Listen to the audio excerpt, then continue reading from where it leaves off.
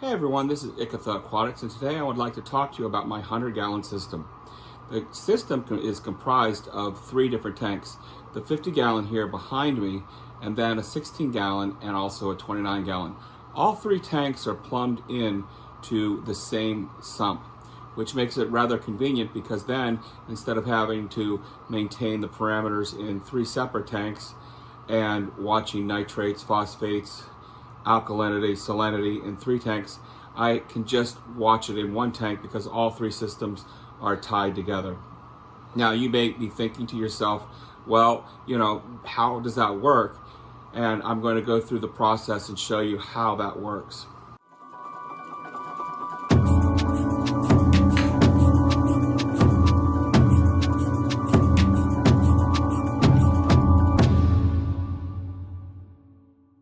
So even though these three tanks are tied into one common sump and all three share water, it's very interesting because each tank has its own personality. They do share water, so their water parameters, salinity, temperature, alkalinity, calcium, all those things are similar. But the lighting's different, the flow is different, and those are tailored towards the animals in that tank. For example, the tank behind me is mostly an LPS tank. I did add some stony corals in there because I did break down my larger tank about 6 or 8 months ago, and there were a few corals that I didn't want to part with. I wasn't sure what to do, so I did put those in the tank. So there are a few SPS in that tank, but it's mostly an LPS tank, and eventually my plan is to get those SPS out and bring it back to just a pure LPS tank. The 29-gallon tank, that's primarily a zoanthid tank. I do have some leathers in there. I do have a gorgonian in there, and it's primarily going to be a zoanthid softy tank. So everything in that tank, as far as flow and lighting, is tailored towards zoanthids. And the final tank, the mangrove, what I like to call the mangrove tank, that tank is tailored towards the mangrove. It's tailored towards the other inhabitants, which are rocket flower anemones, Rickordia, and some Polythoa. So each tank has a different flow, different lighting, and even though the parameters are similar, they all really thrive because I can adjust the flow, lighting on the other tanks. So let's talk a little bit about how the 50-gallon behind me is set up. So this is a 50-gallon cube. It's by SC Aquariums. It's a rimless, low iron glass. I would consider it a mid-level to maybe some might consider it a budget tank. It is drilled. So the lighting on the 50-gallon is comprised of a Radion XR15 G5 blue and an Aquatic Life T5 fixture, and I'm running 4 blue spectrum T5s on there. So this tank is a very heavy blue tank. Once again, the inhabitants in there are LPS.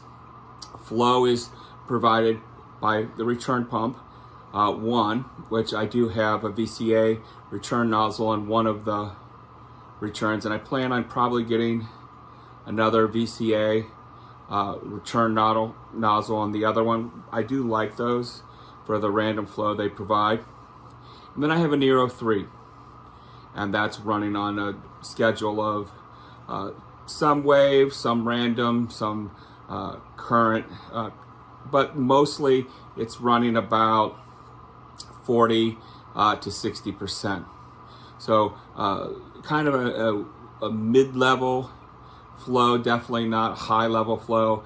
I feel like I want to have enough flow for the LPS to kind of get rid of any buildup on or toxins they have on them, to kind of flush those away. But also, the lower flow you have with LPS, the more they're going to expand.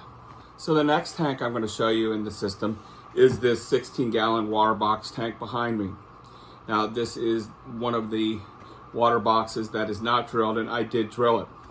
And it has a really cool feature that I can click off the pump, and it has a little hole that's hidden in the drain near the bottom of this level right here.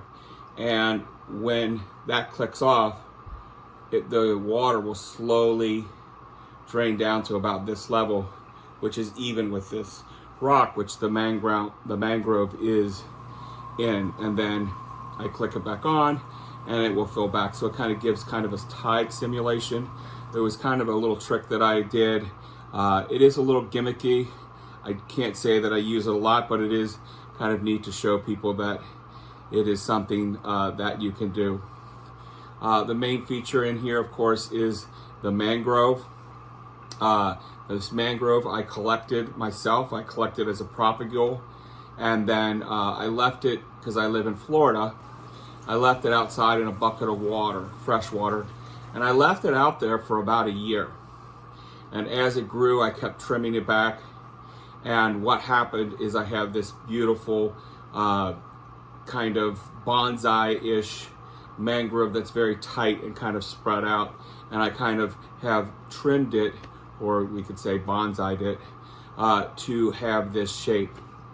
And the only flow in this tank is this, and you can't really even see it, I'll show you a close-up of it, but this lily pipe. So I have a freshwater lily pipe over the top of it, and then it's pushing through that lily pipe is, I think it's a Ciche, maybe 1.5. So there's not a lot of flow in this tank. I don't need a lot of flow in this tank. Once again, I have rock flowers, mostly Ricordea, some Paleothoa in the mangrove. So they're very happy with that low flow, and the Ricordea have become quite large with that low flow. The lighting on this tank, I have two different lights. One is I have an AI prime, one of the old ones, not even an HD, and that kind of lights the rock flowers and the Ricordea, and also provides some light to the Paleothoa. The mangrove is lit by a LED fixture that I got from Amazon. That's kind of like a spotlight fixture, and that runs in the morning and provides the mangrove with the light that it needs. And it has continued to be healthy. It has continued to grow, not real fast, and that's okay. I don't really want it to grow fast. I want it to grow slow, because this isn't a really big tank, so I don't want some huge tree, but the way I'm trimming it is kind of coming and creating this canopy over and reaching out over the tank, which is what I was going for, so I'm really happy about that. And like I said, it drains, so it has a hidden drain that is kind of embedded in this rock, and then it will drain down into the sump.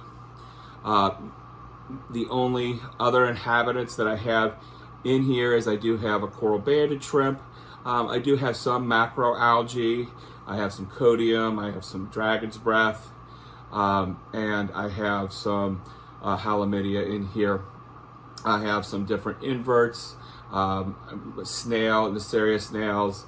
I have a coral-banded shrimp, and the one fish I have in here is a royal grandma. The idea behind this tank was to kind of make it a Florida, Caribbean, kind of a local biotope, things that you would find in Florida or the Caribbean. So I've tried to stay true to that. I do understand that some of the macroalgae, like the dragon's breath, that's not from local, that's a Pacific variety, but that's really the only thing that I can think of that's in this tank that is not from like the Florida or Caribbean area. So the last tank I have here is a standard 29 Aquarium tank. I got this at a $1 per gallon sale. The flow is only provided by the return, and the return and the overflow is kind of unique. It's from a company called X Aqua, and they're imported. They're the European company. They're imported by Two Little Fishies, and so it's a very low profile overflow, which is something I wanted, and I drilled it so it would be a peninsula style tank. So it has this very small overflow. which I'll show you a close-up of. And it also has a return nozzle. And what's unique about the return nozzle is it gives out this pulsing water flow, and it works pretty good. It does kind of get clogged, and over time it does degrade. So you have to kind of take a foxtail brush and put it in there and kind of clean it out. And it's still, it doesn't work as good as it did when I first installed it, but it still works good enough to provide the flow in this tank. The idea between all three of these tanks, when it came to the equipment, was to have the equipment with very little visibility. And with this tank right here, having a power head would be very kind of noticeable. So I really wanted to keep a power head out of this tank if possible. And the fact that I'm in this tank, the inhabitants are zoanthids. I have some leather coral in here. I have a gorgonian in here, but the gorgonian gets a lot of that pulsing flow from the return. It's adequate for the zoanthids, and they're thriving in this tank. The lighting is provided by a MaxSpec razor, and this is like one of the very first MaxSpec razors that came out. And one thing I will say about this MaxSpec razor, it's probably 13 to 15 years old. I'm not sure. About 5 to 6 years ago, I did send it into MaxSpec, and they did replace all the LEDs, and I can do that again. I probably will do that soon because it's really kind of probably time for them to be replaced. And so I can have the LED pucks shipped to me, and they're pretty easy to install. That's one thing I do like about MaxSpec, is it seems as though they're really good with providing parts for their gear, and also making it to where if something breaks that you can fix it, or something needs to be replaced that you can fix it. And I really appreciate that about MaxSpec. So on this tank, I do run a very blue spectrum. The zoanthids in here look great when they're fluorescing. They don't look so great under white light. So in this tank, the inhabitants are a Springer-eye damsel. I also have a hawkfish, one of the red flame hawks. The goby I have is a pink bar goby. It's a really great fish, but it's very seclusive. And it did finally pair with the Randall's pistol shrimp that I had in here for probably 1, maybe 2 years, I'm not sure. There's 2 rocks in this tank, and so the pistol shrimp was in one rock, and the pink bar goby was in another rock. And then finally, the pink bar goby moved over to the rock where the pistol shrimp is, and now they've have this that symbiotic relationship.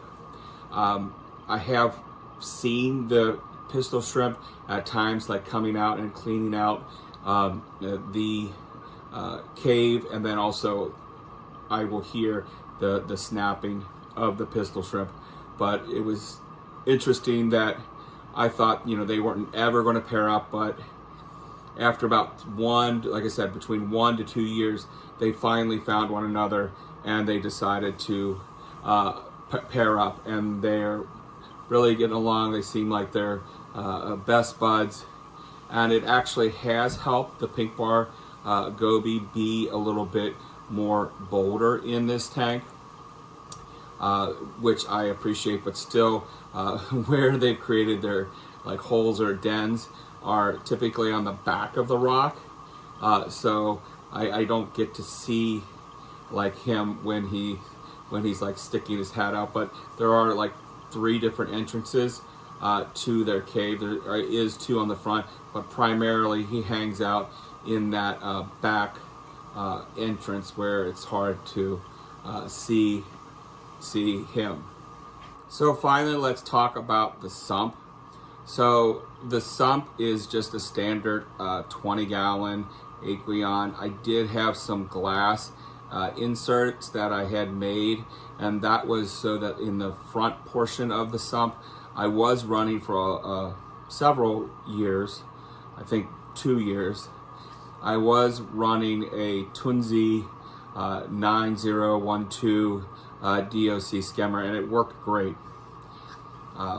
This tank or this system has always kind of kept low nitrates and lower phosphates. So what happened as the tanks matured is I started to run that skimmer less and less. And I would run it on like a 12-hour period in the evening and then I'd leave it off during the day. And then finally I took it out to clean it, and I just never put it back in because I wanted to see how the tank would react to that, and really nothing's changed. In fact, I'm still kind of struggling with keeping my nitrates. Last time I tested them last week, they were flatlined at 0. But what I find interesting is there is some algae in this tank. Of course, there's coralline algae, but I do have, especially in this 29-gallon, I do have some turf or hair algae in this tank. It doesn't really get out of control, and what's kind of very interesting is that it's very weak. So when I go in there and I pull out clumps of it, it comes off the rock very easily. So there is algae, but it seems, like I said, it seems very weak algae. I've had hair algae where it's, you know, very strong. It's very difficult to get off the rock, but with this stuff, it just comes off really easy. And so really, it's kind of like an algae scrubber in the tank, or an algae refugium in the tank. I am possibly considering taking that place in the sump and trying to add a refugium in there with some macroalgae, adding a light down there, and seeing if that helps with getting you can outcompete the algae that I have primarily in this 29-gallon tank. I do have some in the 16-gallon, but not much. And in the 50-gallon, there's not really even a speck of hair algae because the tang that's in there takes care of all of that. So as far as control on this tank, I use a number of Wi-Fi outlets and sockets and power strips for that. That's kind of my controller. I have thought about getting a controller, at least maybe something like Apex Junior for monitoring, or possibly a Hydros for monitoring. I do have a camera on that I can see all of my tanks in the back room, so I can monitor them that way. But it might be nice to have some sort of catastrophic type of alarm if something happened, that I would know that it did happen. So that's something I'm considering possibly upgrading in the future, but it's certainly not a priority. I'm very happy using the Wi-Fi switches to power things on and off, and then using, for AI, the app Mobius. I can use an app, so all those things are app controlled, so turning those off is pretty easy. Now, having them all under one ecosphere might be nice. Maybe it's not. I'm not really sure. So if you've made it this far to the end of the video, thank you for watching this video. This total system, some advantages I would say of having smaller tanks tied into one sump is the stability. So like I said, when you look at the total water volume of this tank, it is around 100 gallons. And so stability, being able to maintain just one sump, having one skimmer, one return pump, one heater, doing water changes for one tank, those are all advantages. So some of the disadvantages of having all three of these tanks tied into one system is there can be, if there's a problem in one tank, it can spread to other tanks. Like for example, when I had Aptasia, it did spread to actually, it's spread in the 29 gallon and the 50 gallon, but for some reason it never spread into the 16 gallon. I've had in the 16 gallon, I do have planaria in there. And there is some, I have seen some planaria in the 29 gallon, but the Springer Eye damsel, I think, eats a lot of that. But in the 50 gallon, no planaria. Don't see them. Don't know why. In the 29 gallon and the 16 gallon, there is some hair algae, but once again, none in the 50 gallon. I do have some bubble algae that is in the 16 gallon and the 29 gallon, but none in the 50 gallon. So it's kind of weird that some things will move from one tank to another, but not into the third tank, or maybe there's something in that third tank that is preying on those things. I'm not really sure, but it's always been that way. Certain tanks have had certain problems, and the other tanks haven't had those problems. And certain corals do really well in one tank, but maybe not so well in another tank.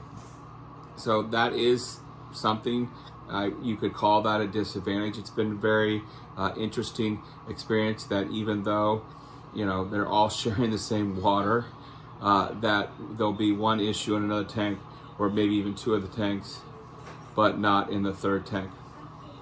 But overall, I'm really happy that I have these 3 tanks set up in one system. I feel like the maintenance on it and the ability to tailor different environments for different animals is great. And I can do that having the 3 different tanks, where if I had like a mixed reef, I'd be struggling to put like all these things in one reef. And I've done that before, and definitely having a mixed reef is the most difficult compared to any other type of tank. So I feel like, you know, if you're able to, you know, have a tank that's just dominated with SPS, have a tank that's dominated with LPS, have a tank that's dominated with softies, and they can all be plumbed to the same system, and you'll be successful, more successful per se, than trying to have that mixed reef and trying to kind of compromise between the corals. So if you like this content, please give it a like. If you like what you're seeing here and hearing my videos, I do videos on both fresh and saltwater. Go ahead and subscribe to the channel. And if you have any questions about either of the systems that I covered today, or the system that I covered today, or any of the tanks, leave me a comment. Have a great day.